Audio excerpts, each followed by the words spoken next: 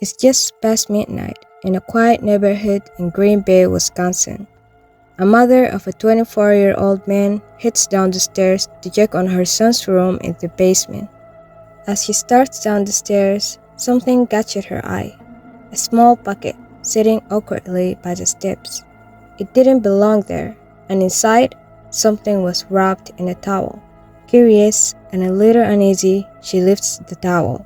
What she sees is something no mother should ever have to see. She screams. Her boyfriend rushes over, takes one look, and freezes in shock. Then almost instantly, he calls 911. Okay, tell me what's happening there again? I have no clue what's happening with my girl. Swears that she's found her severed head of her son in the basement in a bucket. Did you go down there? I went down. I can't tell what the pardon my language. I'm kind of a little freaked out. Today's case is one of the most disturbing I've ever covered. It's a story about how someone can completely lose all empathy, all sense of humanity, and become a monster. Before we dive in, if you're into true crime and deep dive investigations, make sure to subscribe, leave a like, and now let's get into it. Let's start by getting to know Taylor Denise Coronado, because to understand what happened later, you really have to understand where she came from. Taylor was born on November 23, 1998, to her parents Marla and Arturo Coronado, and she grew up right there in Green Bay, Wisconsin. But her childhood wasn't easy, not even close. Her home life was chaotic, constant fighting, instability, and this heavy tension that never really went away. And then when she was just 12 years old, everything fell apart. Her mom, Marla, died from liver failure caused by alcoholism. Losing her mom that young left a wound in Taylor that never really healed. As Taylor moved into her teens, things only got rougher. Her behavior started spiraling. Anger, isolation, aggression. Teachers noticed the shift immediately. And in high school, it hit a breaking point. Taylor was expelled from her school in Green Bay after physically attacking another student. After that, she was sent to Texas to live with her grandparents and finish her senior year. It's not totally clear if she ever graduated, but what is clear is that Taylor keeps slipping deeper into a darker lifestyle. Drugs, heavy drinking, friends who were living the same destructive way. She was caught in it. Then in 2018, things took another devastating turn. Her dad, Arturo, was sentenced to prison for assaulting a minor. It crushed her.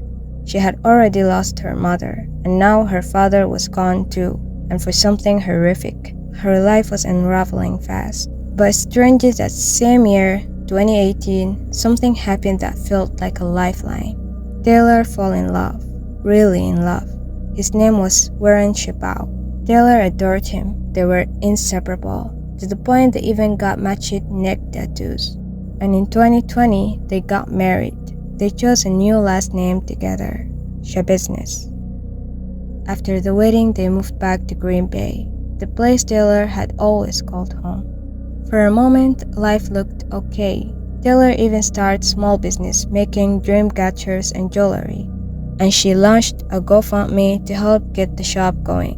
Hi, I'm Taylor Schabusiness, and I'm a very hardworking, dedicated individual that's broke and really needs money to help get that swole on. So if you could please donate to this GoFundMe page, be greatly appreciated. Thank you. But sadly, that peace didn't last. What started as normal relationship bumps turned into something much darker. Taylor and Warren's relationship slid straight into toxic territory. Constant fighting, bad energy, and Warren became more and more controlling. Their lives were being swallowed by drug abuse. And this time, it wasn't just bad, it was the worst it had ever been. Both of them started running into legal trouble. In 2020, Taylor was arrested for assaulting and threatening a police officer and resisting arrest. She pleaded guilty, got 3 years of probation and 6 days in jail, but she skipped bail. That led to another arrest, skipping bail again, drug possession, resisting arrest. And Warren wasn't doing any better. In 2021, he was arrested for conspiracy to distribute meth and sent to prison. By the end of 2021, Taylor's life was in complete freefall. But right around the same time, she gave birth to their first child, a baby boy named Matteo. You'd hope motherhood would have been her turning point, a moment to get clean, a new beginning, but instead, everything just got worse. With warring behind bars, Taylor sank deeper into depression and addiction. During this time, she reconnected with someone from her past, Shad Thyrion, an old high school boyfriend. Let's talk about Shad for a moment. Shad was born on September 7, 1997, to Therese Tara Bacanich and Michael Thyrion. He grew up in Green Bay with a loving family, 2 sisters and a brother. He was kind, artistic, the type of guy who loved woodworking, camping, being out in nature. He even worked with his dad and grandpa in their family woodworking business. But Chad had struggles on his own, drug use and a couple of minor run-ins with the law, including a disorderly conduct arrest in late 2021. When he and Taylor reconnected, their chemistry came back fast. It wasn't a real relationship, not in the traditional sense. They would hang out, get high together, hook up, but for Chad, it started to mean something. He wanted something real. But Taylor, she was still married, still battling addiction, and definitely not looking for anything serious. But whatever was happening between them, it was about to take a horrifying turn.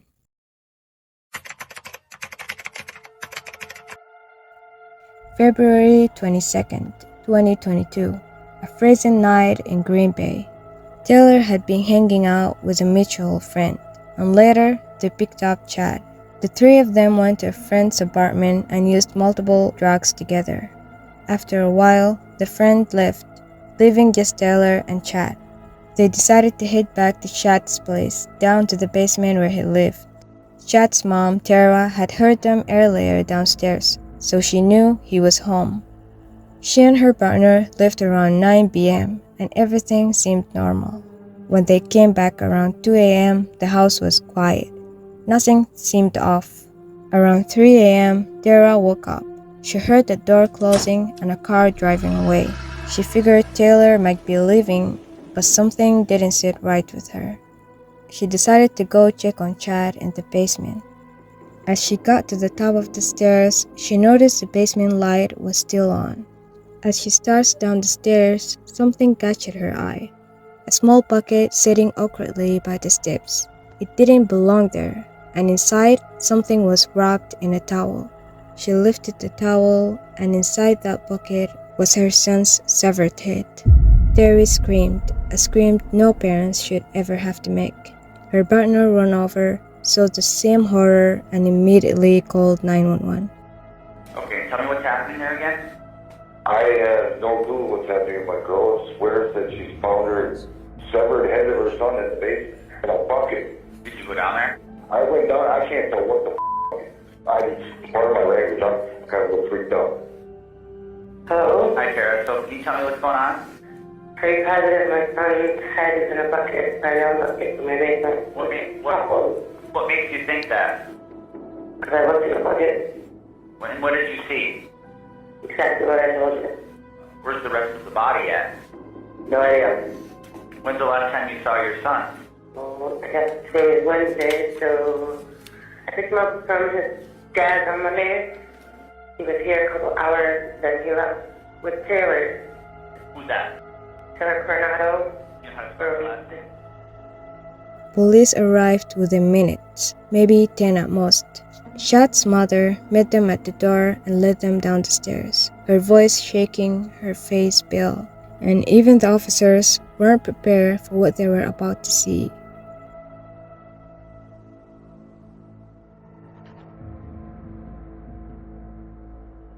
At first, one of them hesitated.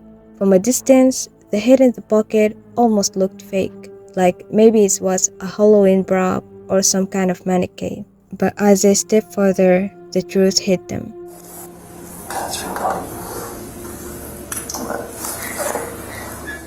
It was real. It was human, and it was Shad. The officers moved deeper in the basement, trying to piece together what happened. The room was a disaster, chaotic, bloody, and clearly the scene of something brutal. Shad's bed was soaked with large bloodstains, suggesting the attack had happened right there. Knives were scattered around the sheets, like they'd been grabbed and tossed aside during the dismemberment. Then came the discovery that made seasoned detective go silent.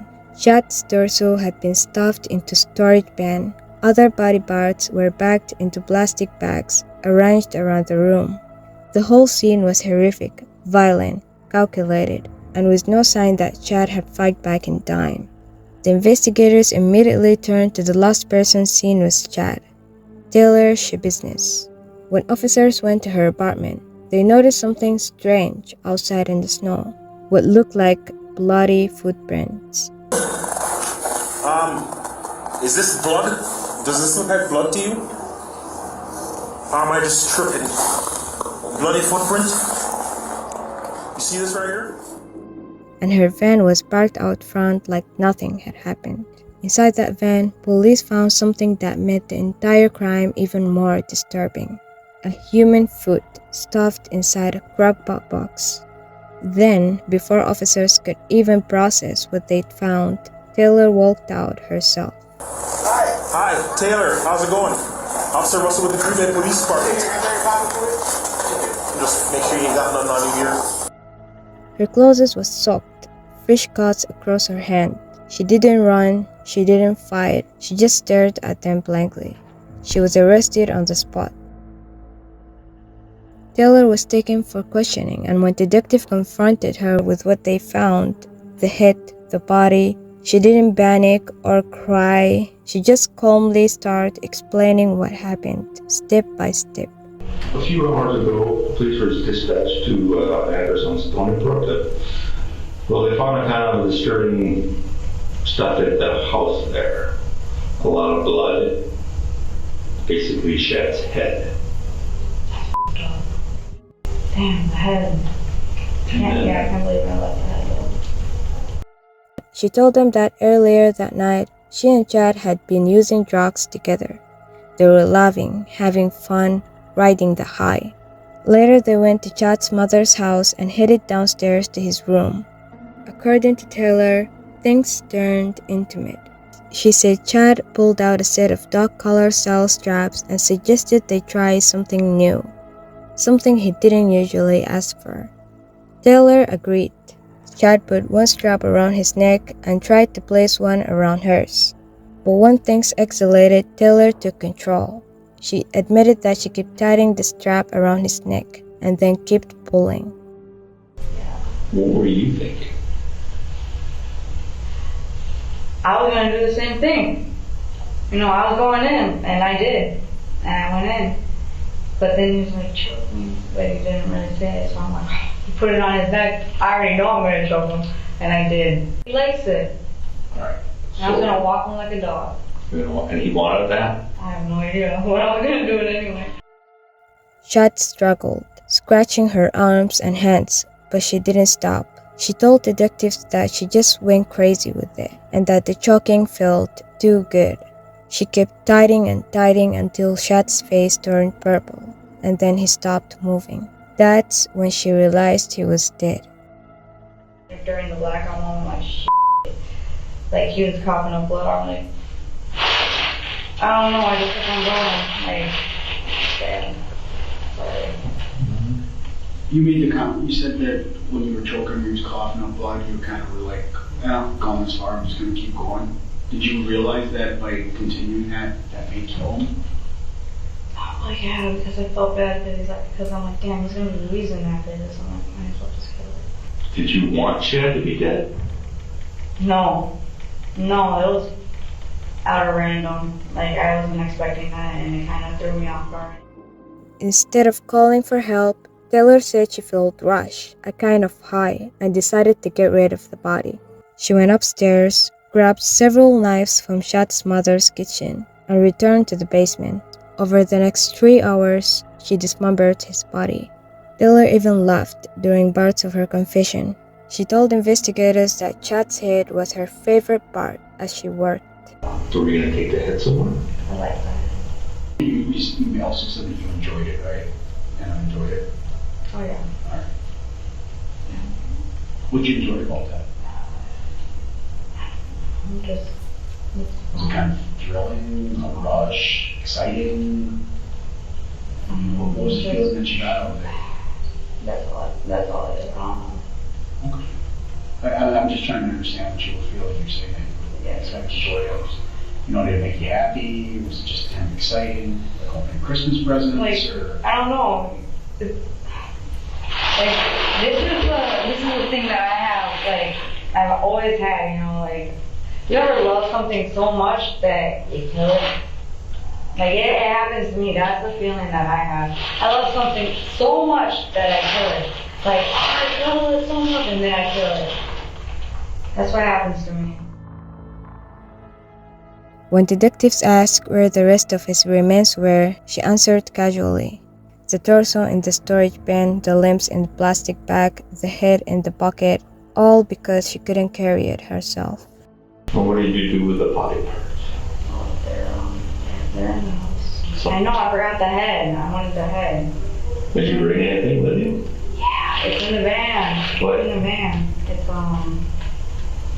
I think it's a foot. A foot in the van? A leg, maybe.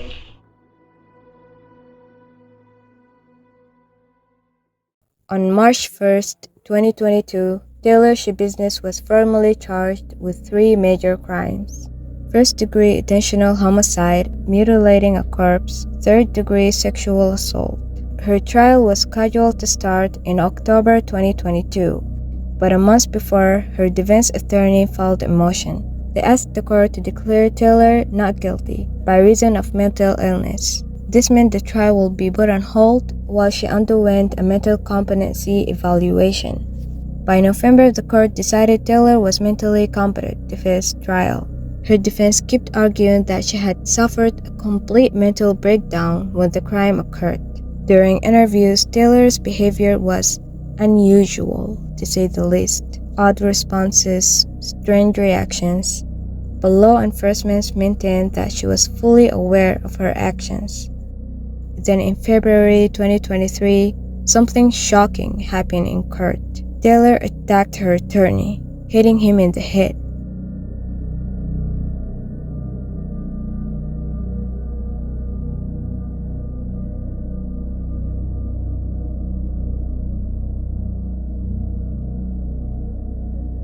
A sheriff's deputy quickly restrained her. The court was cleared temporarily and Taylor was removed for safety. Some saw it as a possible attempt to appear mentally unstable to the jury, but the judge ruled she could still stand trial, with full-time court attendance and restraints to ensure safety. Her original attorney stepped down and Taylor got a new lawyer, who continued pushing the mental illness defense. They even hired a psychiatrist to evaluate her. At first, Taylor refused to cooperate, throwing a chair at a doctor during one session. Eventually, just a week before trial, she agreed to meet with a psychiatrist. The expert testified that Taylor suffered from severe psychological disorders, hallucinations, and explosive behavior, all worsened by years of drug abuse and trauma dating back to age 14. What is your opinion as it relates to your evaluation and assessment of Taylor Schabusiness? My opinion is that she qualifies for the not guilty by reason of mental disease or defect. She wasn't responsible for the criminal conduct because at the time she lacked substantial capacity to both appreciate the wrongfulness of her conduct at the time the homicide occurred, but also she lacked volitional control. She couldn't conform her conduct to the requirements of law. She was lacking in her ability to control herself, the volitional control. And did you talk about her presentation when she presents herself? Do you have comments about that? Yes, my comments about that are that it's very a very, very unusual, what we call presentation. How is she looking? How does she talk? How does she interact? Everything. What's going on in her mind and whatnot. And it's really, really unusual. And I searched my own 32-year memory bank here, and it's exceptionally unusual. How about her facial expressions? Can you give some commentary on that from what you've seen? Very unusual. She's been described as smirky. Smirky. She has inappropriate, grinning, weird grinning when she's talking about the crimes. People have interpreted it to be like laughing at what she did. At times, in the jail, with evaluators, with me, at times, briefly, it's very strange. Other times looking, I can mimic it, very scowly. A lot of people interpret it superficially to be grinning. Grinning at all, but getting a kick out of everything. Not me. Based on my experience and training, that's a psychotic person right there. Even with that testimony, the court determined she was competent to stand trial. By July 2023, the trial finally began. The defense continued arguing mental illness and tried to remove the sexual assault charge, claiming it happened after Shad was already dead. But Taylor's behavior in court was chilling. She laughed while recounting how she dismembered Shad's body, showing no remorse, no respect for the life she had taken. The prosecution presented a mountain of evidence, proving her actions were intentional and premeditated, including search she had done on Jeffrey Dahmer just days before the murder. After hours of deliberation, the jury reached a verdict. Taylor Schabusiness was guilty on all charges.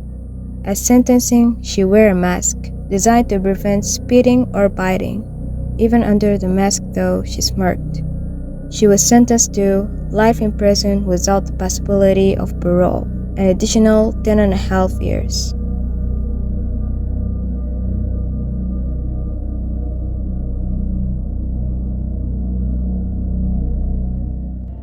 Taylor, I just wanted to say that I forgive you for what you done to my son. I know you made a bad choice, and like I said, I forgive you, and I'm going to ask the judge if he can, if she can see the streets again sometime. It may not be soon, but I believe everybody makes bad choices, and maybe not to this scale, but I think there's a lot of hope for you. I think you can make use of your time and be a better person and do great things yet, so it does no good for me to hate you, I know you got a heart, I know you got a mind. I wish you no harm, and I hope things go well for you. And that brings us to the end of Taylor Schabusiness' horrific case. It's a kind of story that makes you question humanity, justice, and the darkness some people are capable of. What do you think?